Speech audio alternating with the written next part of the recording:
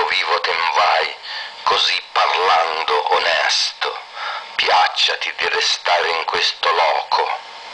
La tua loquela ti fa manifesto di quella nobil patria natio, alla qual forse fui troppo molesto.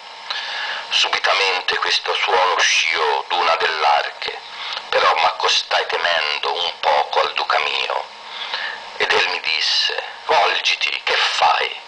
Vedi la farinata che s'è dritto, dalla cintola in su tutto il vedrai. Io avea già il mio viso nel suo fitto, ed el sergea col petto e con la fronte, come avesse l'inferno a gran dispitto.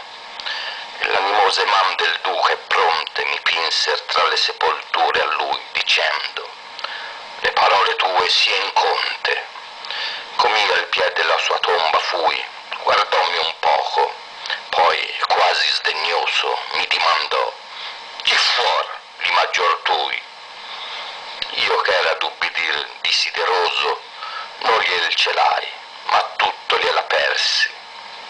Onde levò le ciglia un poco in suso, poi disse: fieramente furo avversi a me e ai miei primi e a mia parte, sicché per due fiate li dispersi. Se i fur cacciati e i tornar d'ogni parte, disposi io lui, l'una e l'altra fiata, ma i vostri non appreser ben quell'arte.